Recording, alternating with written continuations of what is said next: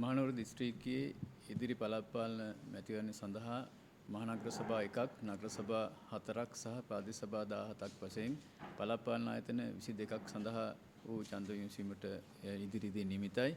මෙම ඡන්ද විමසීම සඳහා මහනුවර දිස්ත්‍රික්කයේ 12,2558ක ඡන්දදායකින් ලියාපදිංචි වෙලා ඉන්නවා.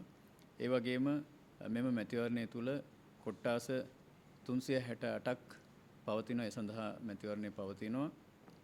මේ කොට්ටාස 368ට අදාළව ඡන්ද මධ්‍යස්ථාන 937ක් දිස්ත්‍රික්කයේ පුරා අපි පවත්වාගෙන යනවා.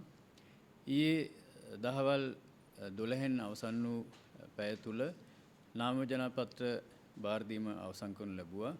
මෙම මැතිවරණය සඳහා මහනුවර දිස්ත්‍රික්කයට නාම ජනපත්‍ර පිළිගත් දේශපාලන පක්ෂ 186ක් සහ ස්වාධීන කණ්ඩායම් 24කගෙන් නාම ජනපත්‍ර 210ක් අපිට ලැබුණා. ඒ නාම ජනපත්‍ර 210න් පරීක්ෂා කිරීමෙන් අනතුරුව අපි නාම ජනපත්‍ර 152ක් පිළිගත්තා. ඒ තුල පිළිගත් දේශපාලන පක්ෂ 134ක සහ ස්වාධීන කණ්ඩායම් 18ක නාම ජනපත්‍ර අඩංගුයි. ඒ වගේම පිළිගත් දේශපාලන පක්ෂ 52ක සහ ස්වාධීන කණ්ඩායම් 6ක වශයෙන් නාම ජනපත්‍ර 58ක් ප්‍රතික්ෂේප වුණා.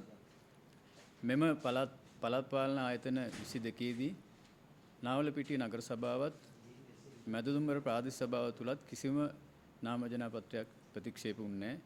ඒ වගේම මහනුවර මහනගර සභාව තුල නාම ජනපත්‍ර 6කුත් පන්විල ප්‍රාදේශ සභාව තුල නාම ජනපත්‍ර 6කුත් වශයෙන් මහනුවර දිස්ත්‍රික්කයේ වැඩිම සංඛ්‍යාවක් විදිහට ප්‍රතික්ෂේප වුණා ඊයේ දිනේ.